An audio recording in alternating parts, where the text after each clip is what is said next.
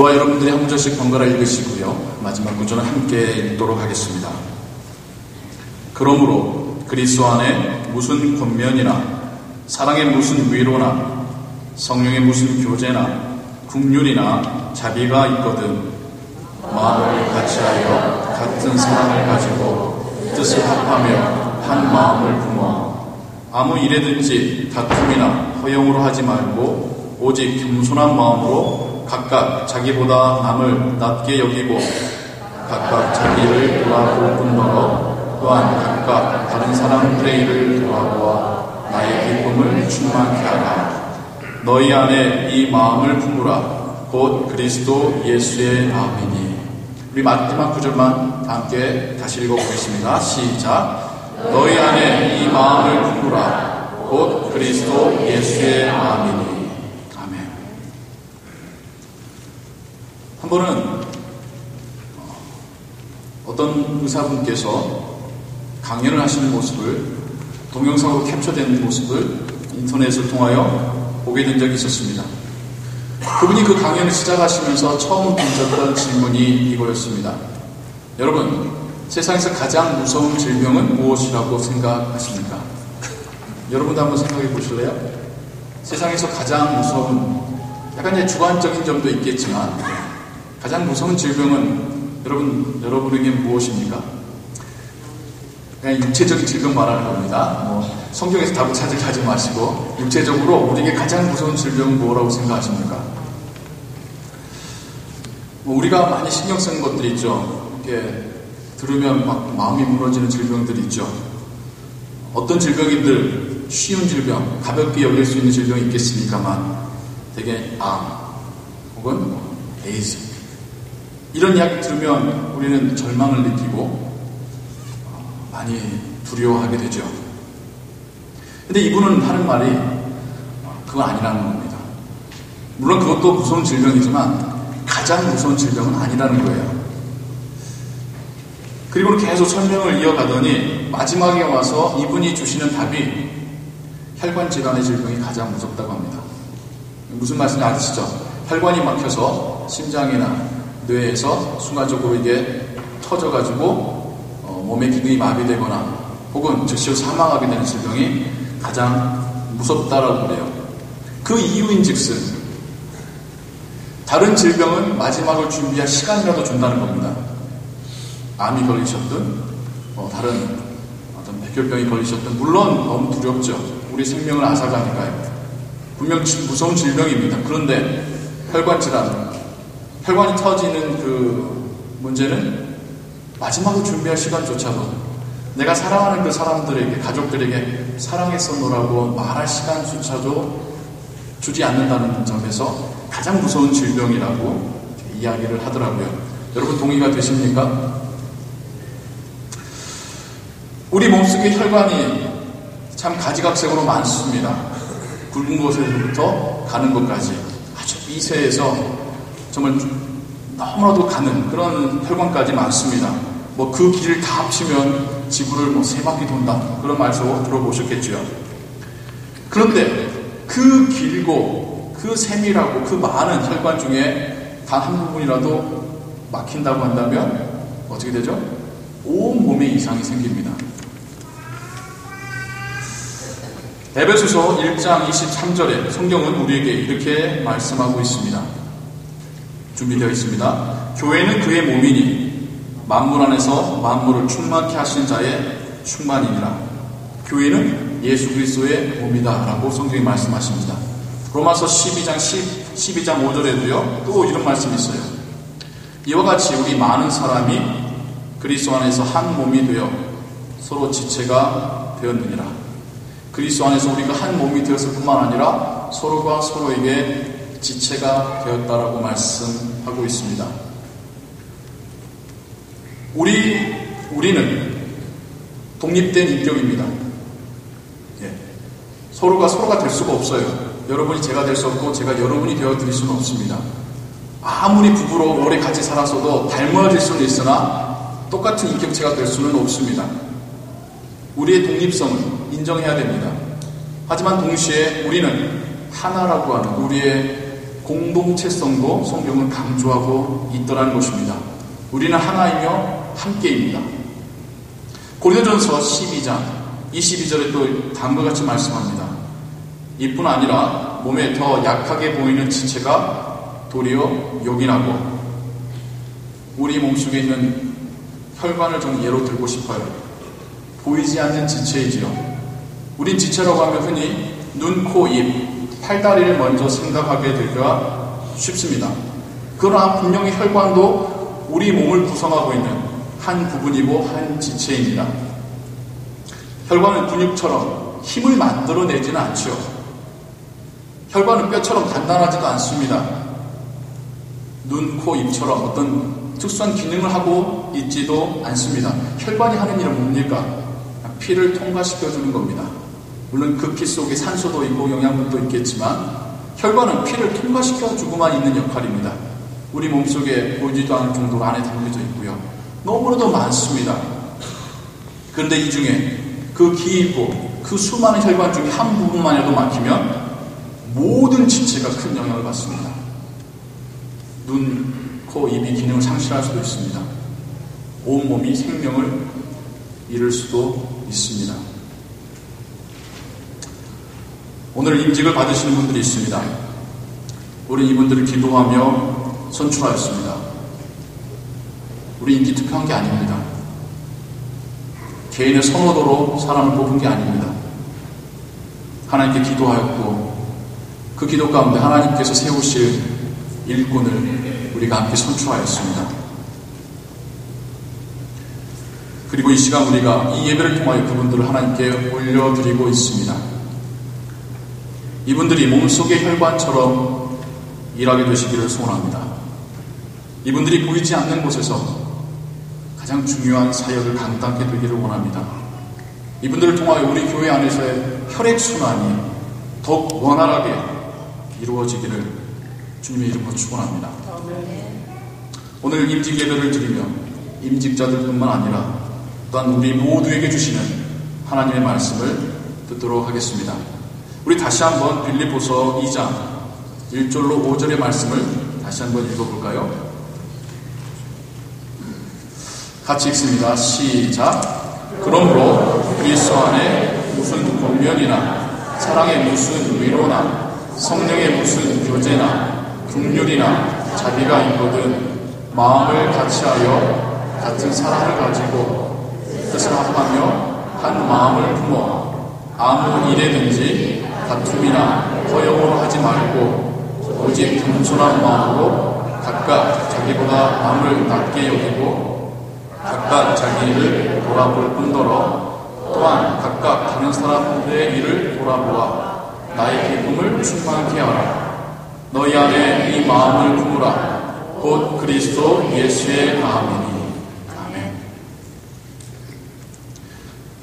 첫 번째로 같은 마음, 같은 사랑, 같은 뜻, 같은 마음, 한 마음을 품으라 라고 말씀하고 있습니다. 여러분 오해하시면 안 돼요. 우리는 공산주의자가 아닙니다. 모든 사람이 똑같은 생각을 하고 똑같이 행동할 것을 강요받는 것이 아닙니다. 우린 서로 다 다릅니다. 다양합니다. 그런데 성경은 오늘 같은이라는 표현, 하나라는 표현을 사용하고 있습니다. 이것은 유니티를 이야기합니다. 유니폼과 유니티는 다르죠. 유니폼은 모든 것이 다 공장에서 찍어내듯이 똑같은 것을 유니폼이라고 합니다. 유니티는 하나 되어 있는 공동체의 모습을 이야기하고 있습니다. 우리 몸을 한번 계속해서 예로 한번 들어볼까요? 우리 몸 안에 참 다양한 지체들이 있어요. 눈과 손이 같을 수는 없죠. 코와 발이 같을 수는 없습니다. 입과 내장기관이 같을 수는 없습니다. 생김새도 다르고 역할도 다릅니다. 그런데 결국에는 한 몸 안에 있습니다. 눈이 손과 발이 독립적으로 활동할 수는 없듯이 결국에는 서로 다르지만 하나의 몸을 이루고 있듯이 우리가 이 교회라고 하는 공동체 안에 서로가 각자가 다릅니다. 살아왔던 삶도 다르고요. 생각도 다르고요. 그럼에도 불구하고 한 큰 테두리 안에 들어있습니다. 그 테두리가 뭐겠습니까? 하나님입니다. 구원입니다. 복음입니다. 그 안에서 서로의 다양함이 인정되어지고 그 다양함이 더욱더 개발이 되어지고 서로를 존중해 줄 때에 서로 다양하지만 하나의 공동체를 이룰 때에 우리의 주님의 몸이라고 하는 우리의 교회가 그 역할을 잘 감당할 수 있는 것이겠죠. 제가 오늘의 본문을 계속 쭉 읽어갈 때에 정말 제 마음 가운데 계속해서 다가오고 계속해서 생각해보게 하는 단어 하나가 있었습니다. 한글 성경에는 마음이라는 단어로 번역이 되었는데요. 영어 성경을 보니까 좀 다르더라고요. 5절에 이런 말이 있죠. 너희 안에 이 마음을 품으라. 무슨 마음이요? 앞에서 계속했던 그 마음이죠. 같은 마음, 같은 사람, 다른 사람은 나보다 낮게 여기고 존중하고 겸손히 여기는 이 마음을 품으라. 곧 그리스도 예수의 마음이니. 우리는 마음이라고 생각하면요, 생각으로 이해하기가 쉽습니다. 그렇게 해야 된다라고 이해하고 생각하는 것에 멈추기가 쉽습니다. 무슨 말인가 하니, 그래, 교회에서 서로 겸손하고 섬겨야지. 그래, 알고 있어. 그게 맞아. 우리는 생각에 그치기가 쉽습니다. 그런데 이 마음이라는 단어를 영어 성경 NIV의 성경에서는 어떻게 이게 번역이 되었냐면 attitude로 번역이 되었습니다. 우리의 알고 있는 어감으로 많이 달라요. attitude 뭔지 아시죠? 마음 자세, 태도입니다. 이게 우리에게 원하시는 태도라는 거예요. 그러면서 하시는 말씀이 예수님의 태도가 이랬다라고 말씀하고 있습니다. 예수님의 마음가짐이 이랬다라고 말씀하고 계셔요. 여러분, 우리가 예수님을 상상할 때에 어떻게 먼저 이해하곤 합니까? 하나님의 아들입니다. 능력의 종입니다. 예수님은 위대한 지도자이며 구원자이십니다. 우리가 쉽게 생각하기에는 예수님은 사람들과 달랐을 거예요. 물론 다르시기도 하죠. 예수님은 사람들에게서 떨어져서 그들 앞에 서가지고 그들이 나아갈 길을 손가락질하면서 우리 저리 가자, 나를 따라와라 라고 하시는, 우리 그런 리더로 사람들과 분리되어 있고 사람들과 어떤 많이 차별화된 그런 존재로 이해하기 쉽습니다. 그래서 아무리 제자들이 어떻게 생각하든 야, 잔말 말고 내가 간 대로 따라와. 우리는 예수님에 대해서 이런 이미지로 생각하기가 쉽습니다. 근데 성경이 뭐라고 말씀하십니까? 한 마음을 품고 사랑으로, 한 뜻으로, 겸손함으로 남을 섬기는, 심지어 남을 나보다 더 낮게 여기는 그 마음 자세를 예수님께서 가지셨다고 말합니다. 그리고는 우리에게 그 마음 자세를, 그 애티튜드를 가지라 라고 사도 바울은 우리에게 말씀하고 있습니다. 애티튜드입니다. 생각이 아닙니다. 이해가 아닙니다. 지식이 아닙니다. 내 몸으로 표현이 되는 애티튜드를 하나님은 우리에게 원하십니다. 교우 여러분들이나 임직을 받으신 분들이나 이미 임직을 받으신 분들 모두 주님의 마음으로 하나가 되어야 됩니다. 서로 다릅니다. 또 다를 수 있습니다. 다양하기 때문에 교회가 아름다운 겁니다. 다양할수록, 그 다양함을 서로 인정할수록 교회가 건강해지는 것입니다. 하지만 동시에 우리는 주님 안에서 하나여야 되죠. 그 하나가 되는 애티튜드는 성경이 우리에게 말씀해주고 계십니다. 다툼과 허영이 없이 겸손한 마음으로 서로를 대하라고 말씀하시죠. 사람이 모이면 다툼이 없을 수 없습니다. 여러분, 사람이 모인 그 모임 가운데 다툼 없는 거 보셨습니까? 다툼이 없으려면 서로 아무 관계 없을 때나 다툼이 없을 수 있을까? 무언가 하나의 어떤 공동체성이나 공통된 끈이 있는 한 다툼이 없을 수가 없죠. 사람이 모이면 그 안에서 높고 낮음이 필연적으로 생겨나게 됩니다. 우리가 속한 교회는, 우리가 한 부분이 된 우리의 교회는 이러한 부끄러운 모습으로부터 성숙되어져야 합니다. 우리도 사람이 모인 관계로 우리 안에서 이런 부끄러운 모습들이 충분히 나타날 수 있고 나타나고 있습니다. 우리 인정해야죠. 하지만 우리가 그래, 사람 모였으니까 다 그렇지 뭐 라고 성장을, 성숙을, 변화를 포기해버리는 순간 우리의 생명력은 함께 죽는 것입니다. 예, 우리의 현실은 참 부끄럽습니다. 부족합니다. 그러나 우리가 바라봐야 될 주님의 애티튜드는 우리보다 훨씬 높은 곳에 있습니다. 하나님 우리에게 이렇게 차이가 많이 난다라고 하는 부끄러운 마음을 느끼기를 원하신 것이 아니라 그 모습으로 자라가기를 원하시는 것입니다. 세상에서 하는 것들을, 그런 모습들을 그대로 교회가 따라만 하고 있다고 한다면 교회가 교회다워질 수 없겠지요. 좀 교회만큼은 뭐가 달라도 달라야 되지 않겠습니까? 여러분 그거 우리 다 원하지 않습니까? 좀 세상의 모임과는 달라야지 그래도 교회답다라고 우리 말할 수 있는 거 아닙니까? 그래야지 세상 사람들도, 여러분이 만나는 교회 안 다니시는 분들도 야, 저 교회는 좀 교회다워라고 말하지 않겠습니까? 좀 그래야지 우리들도, 여러분들도 이 교회에 나올 때에 뭔가 좀 자부심도 있고 기쁨도 있고 내가 이 교회의 한 부분이다, 한 가족이다라고 하는 그런 마음 생기지 않겠습니까? 누가 그렇게 교회를 만들어 가겠습니까? 누군가 그렇게 만들어줄 수 없습니다. 그렇게 만들 수 있는 능력이 우리에게는 없습니다. 우리는 주님의 힘으로, 성령의 도움으로 그러한 교회가 우리가 되어가는 것입니다. 우리가 함께 그러한 교회를 만들어가는 것입니다.